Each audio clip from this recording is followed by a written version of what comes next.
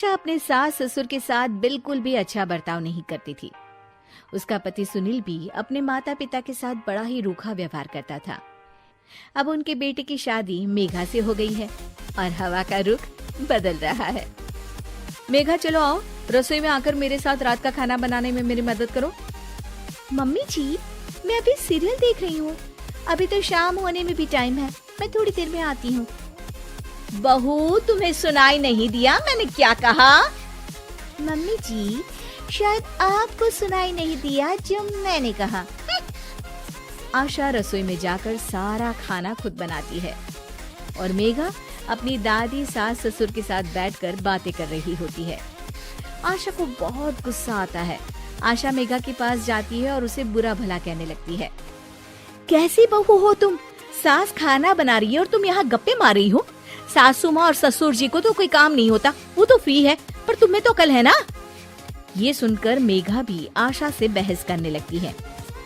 Mummy जी, ये आपकी सास ससुर हैं, आप इनसे इज्जत से बात कीजिए। और हाँ, प्यार से बोलेंगी तो कुछ भी कर लूंगी, पर ऐसे रौब झाड़ेंगी ना तो भूल जाइए कि कोई काम करने वाली हूँ मैं। क्या? तुम्हारी इतनी हिम्मत? मेरी ही किस्मत फूटी है जो मुझे तेरे जैसी नालायक बहू मिली है। नहीं मम्मी जी, आपसे ज्यादा खराब किस्मत तो दादी सास की है, जिन्हें आप जैसी बहू मिली। आशा ये सुनकर तिलमिला उठती है। क्या कहा तुमने? आशा मेघा का हाथ पकड़ती है और कमरे से बाहर ले जा रही होती है। तभी वहाँ रोहित आ जाता है और मेघा उसे देखकर रोने का नाटक करने लगती है। देखिए, देखिए आपकी माँ मुझ पर कैसा अत्याचार कर रही है। मैंने इनसे कहा कि सासू माँ, मैं खाना बना देती हूँ, बस थोड़ा टाइम लगेगा, तो मेरा हाथ पकड़कर कैसे मुझे घसीट कर लेकर जा रही है। अरे बेटा, ये झूठ बोल रही है। बस करो माँ, मेघा कभी झूठ नहीं बोलती और मैंने अपनी आंखों से देखा है कि कैसे आप उसका हाथ पकड़कर उस पर अत्याचार कर रही हो। अरे बेटा, मैं तुम्हारी माँ हूँ, तुम्हें मुझ पर विश्वास नहीं है? मेघा मेरी पत्नी है, उसका मेरा साथ तो जीवन भर का है और मैं उसी का साथ दूंगा। गलती आपकी है, आप ही सुधर जाइए माँ। तभी वहाँ सुनील आ जाता है। ये किस तरह से बात कर रहा है तू अपनी माँ से? पापा, आप तो रहने ही दीजिए। दादा दादी से आप किस तरह से बात करते हो देखा है मैंने। चलो मेघा। रोहित और मेघा वहाँ से चले जाते हैं।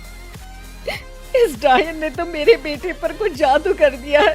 देखो कैसे अपने माँ बाप से बात कर रहा है। एक दिन रोहित सुनील के पास आता है और कहता है, पापा, पिछले महीने आपने जो ये अपने कमरे के लिए नया एसी लिया, मुझे बताया क्यों नहीं? अरे इसमें तुझे क्या बताना? आपको बताना चाहिए पापा, अब मेरी शादी हो चुकी है, खर्चे बहुत हैं। आप तो रिटायर हो गए, मेरी कमाई पर घर चलता है, तो हिसाब तो रखना पड़ेगा ना। और वैसे भी आप लोगों को एसी की क्या जरूरत थी, पंखा ही काफी था आप लोगों के लिए। आशा को याद आता है कि कैसे उसने अपने सास ससुर के साथ बुरा बर्ताव किया था। ये सब हमारे ही कर्मों का नतीजा है। हमने सासू माँ और ससुर जी के साथ कितना बुरा बर्ताव किया, इसीलिए हमारे बहू बेटे भी हमारे साथ ऐसा कर रहे हैं। तुम सही कह रही हो आशा, हमने माँ और पिताजी के साथ बहुत गलत किया। रोहित उनकी बातें सुन लेता है और खुश हो जाता है। मेघा, मम्मी पापा को अपनी गलती का एहसास हो गया है। ये तो बहुत अच्छी बात है, मतलब अब हमें ये नाटक खत्म कर देना चाहिए। नहीं, बस एक आखिरी बार नाटक और करना होगा, ताकि ये दोनों दादा और दादी जी से अपने किए की माफी मांग ले। अगले दिन सभी हॉल में बैठे होते हैं, तभी रोहित और मेघा वहाँ आते हैं। मम्मी, मैं सोच रहा था, मतलब मैं और मेघा सोच रहे हैं कि। मम्मी जी, ये कहते हुए जरा शर्मा रहे हैं, मैं ही बता देती हूँ। हम सोच रहे थे कि आप दोनों को वृद्धाश्रम भेज दें। आशा और सुनील ये सुनकर दंग रह जाते हैं।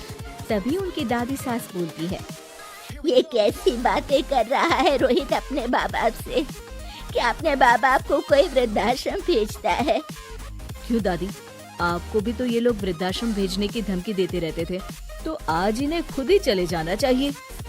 ये सुनकर सुनील और आशा शर्मिंदा हो जाते हैं। तू सही कह रहा है बेटा, हमने अपने माँ बाप का ख्याल नहीं रखा।